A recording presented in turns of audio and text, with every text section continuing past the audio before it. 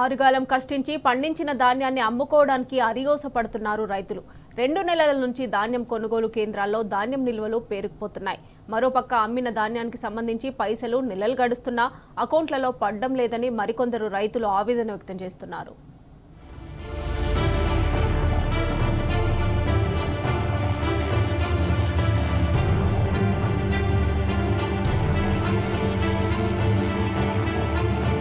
మహబూబాబాద్ జిల్లాలోని గూడూరు, కొత్తగూడ, గంగారం మండలాలలో PSCS, GCC, IKP కేంద్రాల ద్వారా ప్రభుత్వం ధాన్యం కొనుగోలు చేసింది. ధాన్యానికి క్వింటాకు 500 రూపాయల బోనస్ ప్రకటించడంతో ఈసారి అధిక మొత్తంలో ధాన్యాన్ని తరలించారు రైతులు. వర్షాల భయంతో ఎక్కువ మొత్తాలను చెల్లించి వరికోత మిషన్లను తెప్పించారు. ఎన్నో కష్టాలకు ఓర్చి ధాన్యాన్ని కొనుగోలు కేంద్రాలకు తరలించారు. ధాన్యం కొనుగోలు కేంద్రాలకు తరలించిన తర్వాత తేమ శాతం కోసం 1-2 నెలల నుండి ఉదయం సాయంత్రం వడ్లను నూరుపుతూ అరిగోసపడ్డారు. తేమ శాతం వచ్చాక ధాన్యాన్ని కాంటాలు పెట్టి రైస్ మిల్లులకు తరలించారు. మరికొంతమంది రైతులు ధాన్యంతో కొనుగోలు కేంద్రాల్లోనే పడిగాపులు కాస్తున్నారు. వడ్లు వచ్చేసి 20 రోజులు అవుతుంది, మన 20-25 రోజులు అవుతుంది. ఈ మధ్యలో బారదాన అయిపోయిందని 10-15 రోజుల సంది కాంటాలు ఆగినాయి. ప్లస్ ఈ వడ్లు కూడా పోతలేవు.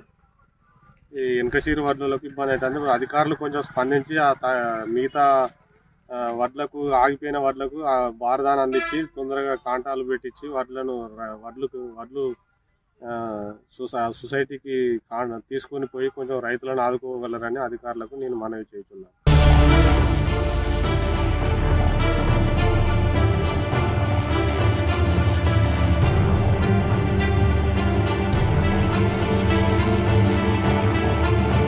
రైతుల ఆరుగాలం కష్టించి పండించిన ధాన్యం ఇంకా కొనుగోలు కేంద్రాలలో ములుగుతుంది. అన్నమో రామచంద్ర అన్న చందంగా ప్రభుత్వం నిర్లక్ష్యంతో రైతులు కన్నీరు మున్నీరవుతున్నారు. కొనుగోలు కేంద్రాలలో కాంటాలు పెట్టి నెల రోజులు గడుస్తున్నా కనీసం ఆయా సెంటర్ల ఇన్ఛార్జీలు, సంబంధిత శాఖ అధికారులు పట్టించుకోవడం లేదు.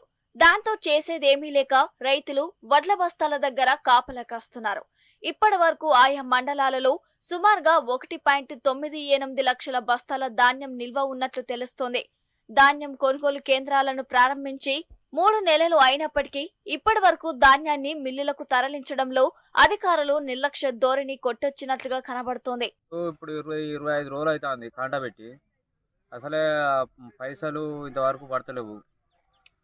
వాటి కొరకే తెచ్చిన కాడ మిత్తిల మీద పడుతున్నాయి, చెట్లు ఆగుతలేరు, ఇబ్బంది అవుతుంది. అసలు మీరు దయచేసి కొంచెం పైసలు పడతాడు చేయరు. అందులో జరుగుతున్నాయి, అకౌంట్లల్లో పైసలు పడతలేవు. 103 బస్తాలు పెట్టినా కొంచెం ఇబ్బందులు జరుగుతున్నాయి. కొంచెం మీరు ఏమైనా దయచేసి మాకు డబ్బులు వేస్తాడు, బ్యాంకులో వేస్తే మేము అప్పులు పట్టుకుంటాం సార్.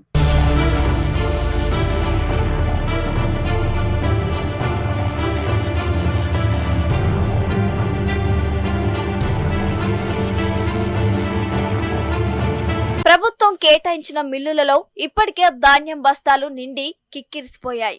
అనుకున్న టార్గెట్ రీచ్ కావడంతో కొనుగోలు కేంద్రాల నుండి వెళ్లిన లారీలు రోజుల తరబడి మిల్లుల ముందే మూలుగుతున్నాయి. మిల్లులకు వెళ్లిన లారీలు ధాన్యం కొనుగోలు కేంద్రాలకు తిరిగి రాకపోవడంతో కొనుగోలు కేంద్రాల్లో ధాన్యం మూలుగుతుంది. లారీలు లేక కొనుగోలు కేంద్రాలలో ఉన్న ధాన్యాన్ని తరలించలేకపోతున్నామని ఆయా సెంటర్ల ఇన్ఛార్జీలు మొరపెట్టుకుంటున్నారు. మరోపక్క పంపించిన ధాన్యానికి రైతుల అకౌంట్లో డబ్బులు పడక నిత్యం కార్యాలయాల చుట్టూ తిరుగుతున్నట్లు రైతులు వాపోతున్నారు. మరోవైపు ప్రభుత్వం నుంచి నిధులు రాకపోవడంతో ఏం సమాధానం చెప్పాలో తెలియటం లేదని ఆయా సెంటర్ల ఇన్ఛార్జీలు చెబుతున్నారు. లారీలు రావాలి, కనీసాన్ని వడ్లు పోవాలి. మేము రైతులు ఎంతో బాధపడుతున్నాం. లారీలు పంపాలి, బస్తాలు పంపాలి, ఈ కాంటలు పెట్టుడు లేదు. కాంట అమానోళ్ళు కూడా కనీసానికి రైతులు మోకాలు చూసుడు కూడా పెట్టుడు జరుగుతుంది. వాళ్ళు పెద్ద పెద్ద పదులు పెట్టుకుంటారు, కనీసానికి చిన్న పదులు కూడా అన్న పంట పెడతారు. ఇట్లా పరిస్థితి. పండించిన ధాన్యాన్ని మిల్లులకు పంపించి నెల రోజులు అయినప్పటికీ అకౌంట్లో డబ్బులు పడకపోవడంతో ఇబ్బందులు పడుతున్నామని రైతులు చెబుతున్నారు. పంటలకు పెట్టుబడి కోసం అప్పులు తీసుకొచ్చామని ఆ డబ్బులు కట్టే సమయం దాటితే వడ్డీలు కట్టే పరిస్థితి ఉందని రైతులు ఆవేదన వ్యక్తం చేస్తున్నారు. ధాన్యం కాంటాలు పెట్టిన నుండి ఇప్పటి వరకు చెప్పులు అరిగేలా కార్యాలయాల చుట్టూ తిరుగుతున్నా ఫలితం లేకుండా పోతుందన్నారు.